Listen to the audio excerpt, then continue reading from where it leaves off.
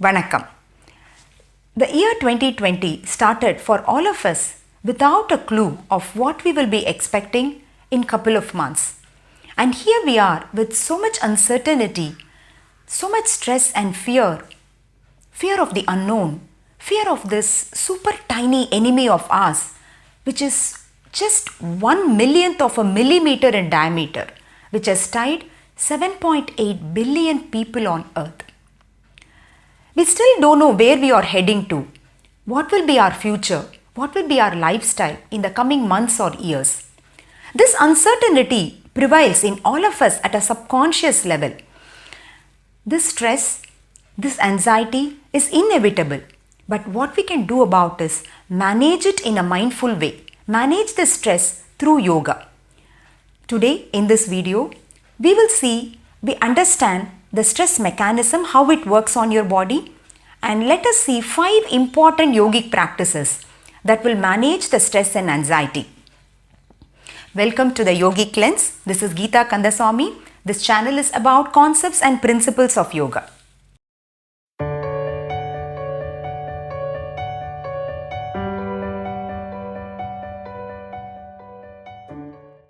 Let us first understand the stress mechanism. Even though stress looks like an invisible thing, it manifests in the body in the form of chemicals secreted by certain glands under certain conditions. These chemicals are necessary for us to get some job done in our system. But when it is produced over the limit, then it is a problem. Let us take 3 scenarios which causes stress in your system. The first scenario, assuming you are walking alone in a forest. It is very dark and you are all alone. You are walking in a deep, thick forest. Suddenly you encounter a wild animal. What will you do? What will be your state of mind? What happens to your body? Your body trembles. Your mind races with possible choices of what we can do. If you have an option to run away from the situation, obviously you will choose that. But if you are cornered in a place, you will end up fighting with that animal. When there is a threat detected in the body, what happens? There are some chemicals that generated in our system, which is called as adrenaline, which gives us enormous amount of energy either to run away from that place or to fight to that situation, which is called as fight or flight response. Basically, the chemicals that are generated in your body manifest into a physical reaction by which you can either fight with that problem or run away from that situation. Let us take a second scenario. In this scenario, you have say 10 days to finish a work. It could be a project at work, or it could be exams, coming up exams, or anything, even an event at your house. You have 10 days to finish the job. You start day 1 and you finish on day 10. Assuming you start the job only on day 7, you still finish it on day 10. How are you able to do that? The stress that has created in order to finish the job within 3 days has created enormous amount of energy in your body and directs and channels all the energy into your brain in order to finish the job within 3 days, which is otherwise possible only for 10 days. So when so much energy is channelized towards your brain, what happens? The other functional systems are compromised. Your digestive system goes for a toss, or other systems which the body thinks that it is less important goes for a toss, and all the energy is directed towards your brain. So here the chemicals that is created in the body has manifested as mental energy. In the first scenario, it has manifested as a physical energy. Here it is manifested as a mental energy. Let us see the third scenario, which is the present condition right now. The stress and anxiety that is caused due to this pandemic COVID-19. Think about it.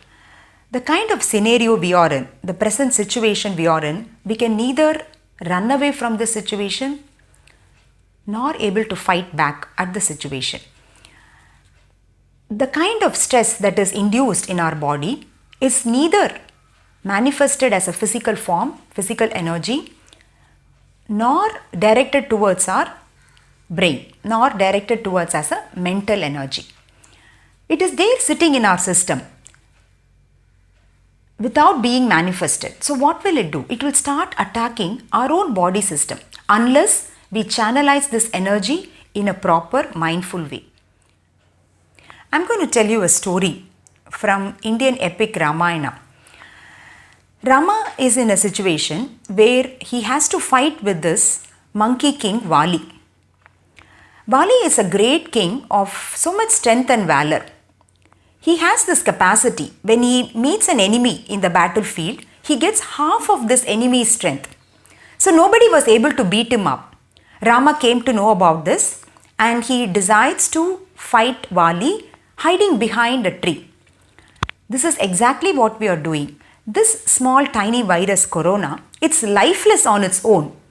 Once it comes and attacks our system, it takes the DNA from our cell and reproduces itself. Like how King Vali gets half of the enemy's strength, the corona is actually coming into our system and reproduces itself. We have to follow Rama, hide ourselves like behind a tree and then fight against this small virus. Let us now understand the role of yoga in stress management. Stress manifests in the body at the physical level, physiological level, that is the chemical level, and the mental level. Same as yoga. Yoga counters the effect of stress at the physical, physiological, mental and two other levels, emotional level and the level of bliss. So there is no doubt that yoga is the best way to counter the effect of stress. The stress could be of any reason. It could be work, it could be relationship. Right now the stress is due to a fear. The fear of the unknown. Yoga Sutra talks about 5 mind afflictions which are called as kleshas. One of the 5 mind affliction is called abhinivesha, which is nothing but fear. This fear underlies in every human being. For some people it is very prevalent, for some people it is very dormant. This fear could be of any reason. Right now we are in the fear of catching this infection or the fear of like unknown, like what is yet to come, what will be our children's life and future. This fear is like clouding our mind. This causes anxiety in the system. This anxiety manifests at the physiological level, increases the stress hormones, cortisols in the body. Prolonged release of cortisol affects lot of body functions. It reduces the immunity. When the immunity goes down, we are more susceptible to infection, which causes further fear of catching the infection. This is like a vicious circle. We have to interfere this cycle at some point and cut this down. Even though yogic practices, most of the yogic practices work on management of the stress, today we are going to see 5 concepts, 5 yogic practices that will bring down your anxiety level and manage your stress. In yoga, there is a concept called Pratipaksha Bhavanam, which is nothing but developing a feeling, developing a attitude which is opposing the negative feeling you've got. If you're having enmity towards a person, develop friendliness towards that person. If there is hatred, replace it with love. If you are in fear, then replace it with courage. Our mind is constantly influenced by our senses. Through our senses, we keep hearing, we keep seeing a lot of things which results in so much thoughts in the mind. If the mind is constantly fed by negative inputs, then our response to those negative feelings results in stress. An undesirable mental habit can only be changed by replacing with another mental habit of opposite in nature. We have to clear the mental thoughts, the negative thoughts from our mind, purify the mind, then fill it up with positive thoughts. How do we do that? Yoga suggests 6 kriyas called as Shat kriyas to purify our body and mind complex before getting into any yogic practices. One of the 6 kriyas is called Trataka, which not only purifies your body but also purifies your mind.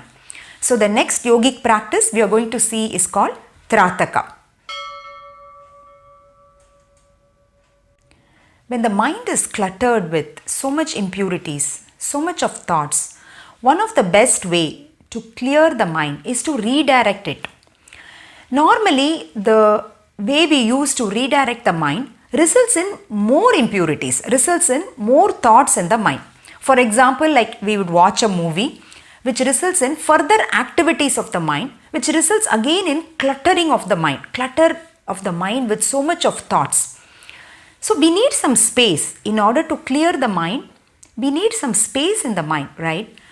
Trataka is an excellent practice to clear the impurities not only from the body level but also at the mind level. Trataka is a very therapeutic practice. It balances the mind from oscillation. It helps to manage the stress and anxiety, helps to recover from insomnia, helps to improve concentration. It basically balances your nervous system. Trataka is a practice where you sit and gaze at the flame of the lamp or a candle. In this practice, the practitioner has to sit 3 feet from the lamp that should have been placed at the eye level. One has to make sure the flame doesn't flicker and the room is dark. One has to visualize that image, visualize the flame into your mental space. After a while, you can close your eyes and try to recreate that image in your mental space. You can stay for how many hour time you can. This is like a meditative practice and clears all the impurities from your mind so that you can fill in up with positive thoughts and positive feelings in the mind. Asanas in yoga, in yogic practices, forms an important part in relieving stress. Asanas not only work at the physical level, it goes way beyond. It has the capability of altering your internal chemistry of your system and try to oppose the stress hormones by generating some happy hormones in the system. It happens with most of the asanas.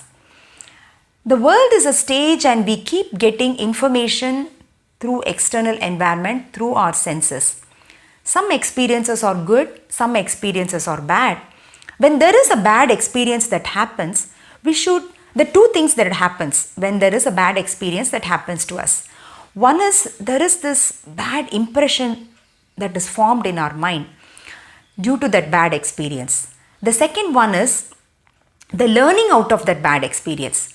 One should learn to retain this learning part and let go of the impression that is created due to the bad experience. There are 2 vayus in our system, 2 pranas, which works on this parameters, which works on this function. One is called the samana vayu and the other one is the apana vayu. Samana vayu is the one that assimilates information.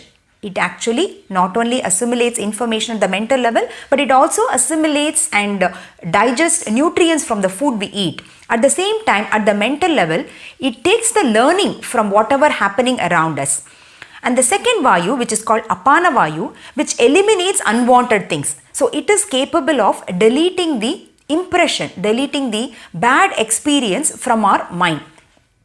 So samana and apana works together to achieve this. So it clears our mind with the unwanted happenings that is happening around us and just take the learning out of it. So if you want to learn more about the pranas that work in your body, there are totally 5 pranas. There is a separate video on that. You can watch that video. The link is given in the description box. We need to practice asanas that generate the samana vayu and the apana vayu in your system. Asanas that twist your abdomen either on seated, standing or lying down generate samana vayu.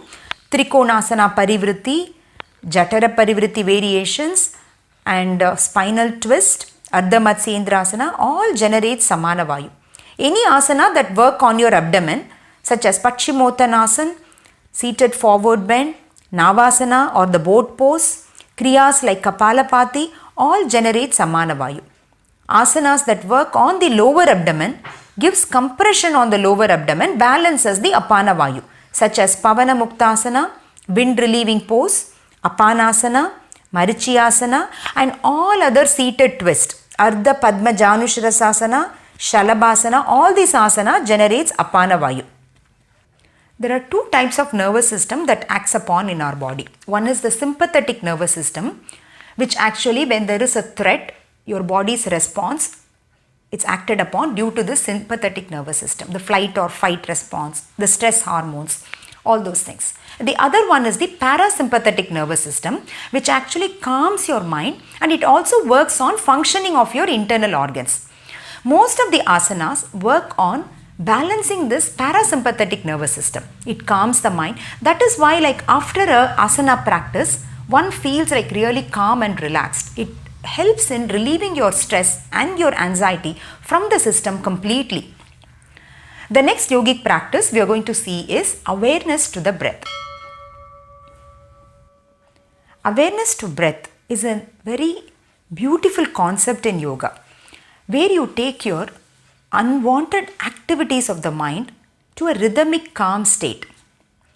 In Yoga Sutra, chapter 1 describes 7 techniques to calm and stabilize the mind.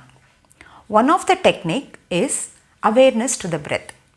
It goes as prachardana vidharanabhyam va pranasya, where you give the focus to your inhalation, your exhalation, and the small pause between the inhale and the exhale. How do we do that? Some of you would have done this before, observing your breath. Some would have felt that it is boring. Some would have felt that your mind drifts away from the focus of the breath. Yes, it happens. So how to effectively do that? Start observing the breath at the places where you can feel the breath.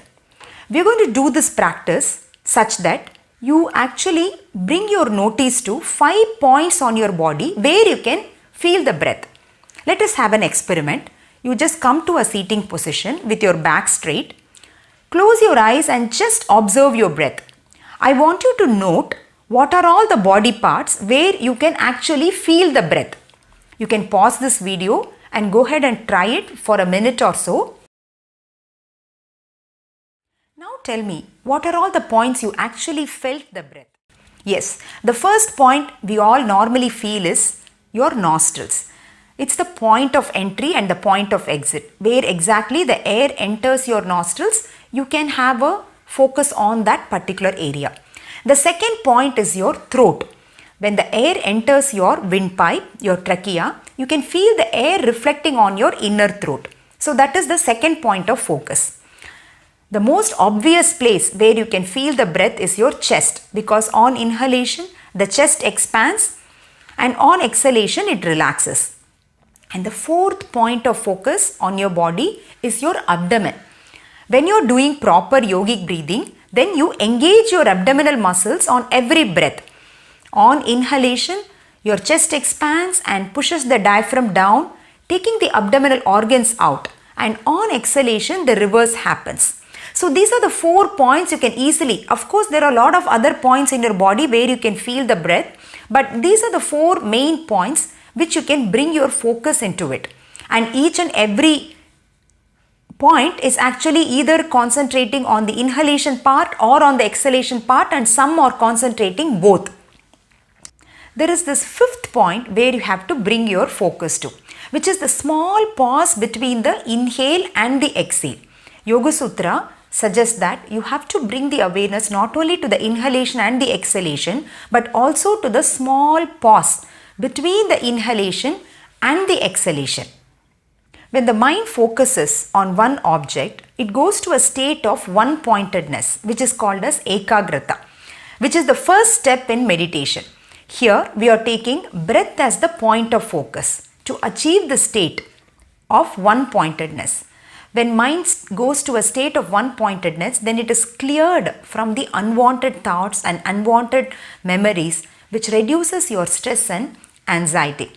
There is a separate video on this, on how to practice this awareness to the breath with the focus at 5 points in your system. 5 point of focus, awareness of the breath. You can play that video and try and see. Whenever you are stressed out, take some time off, get to a comfortable position, preferably a seated position with your back straight, and try to bring the awareness to all these 5 points that we discussed, and let me know how you felt. The next yogic practice that we are going to see is called Yoga Nidra. Yoga Nidra is a very popular technique among the yogic practices to work with your and to manage your stress and anxiety levels. It actually does wonders in your system. Yoga Nidra is a practice where you put your body to a sleep state, mind awake, body asleep, mind awake. In this state, one is very close to the subconscious level. There is a thin line between being awake and being asleep. So one tries to catch hold of this thin line between these two states, which helps in calming your system. It helps in achieving a state of tranquility. Yoga Sutra talks about 5 activities of the mind. And one of the activity is Nidra, that is sleep. So yoga considers sleep as an activity of the mind. So how can we go to rest when you are actually sleeping? The mind doesn't go to rest at all. It is constantly processing information. It is constantly analyzing the problems and puzzles you have in your life. That is why sometimes when you get up from your sleep, you come up with a solution to a problem which you are working on. So even during the sleep, the mind is constantly processing information. So what we do in Yoga Nidra, you put your body alone to sleep and try to bring the mind to a calm state, to a state of stillness. We try to achieve this through certain auto-suggestion. What happens when there is stress in the mind, your body goes to a contracted state. Every muscle, every part, every cell in your body goes to a tension. It actually keeps the muscles in a contracted state. The mind is also stiff. When you learn to relax the body, when you learn to relax every cell of your system, automatically the mind relaxes. This is the main principle that is being used in Yoga Nidra. There is a separate video for this Yoga Nidra. It's a guided practice, so try it out. Mind is not our boss. Mind is our servant. The mind, which is drawn by the 5 senses, takes us always for a ride. It tries to control us. We should control the mind rather letting the mind control us.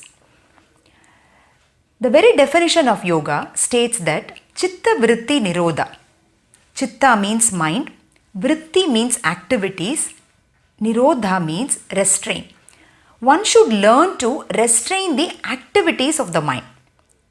If you are not able to control completely, at least minimize the activities of the mind, minimize the thoughts. One who learns to do this, one who achieves to do this is said to be in a state of yoga. So if we can achieve this very definition of the yoga, it is very easy to bring down the stress level, bring down the effects of the stress, our response to the stress and anxiety. Hope you will try out all these yogic practices, the 5 techniques that we talked about today, and see if it has an impact on your mind.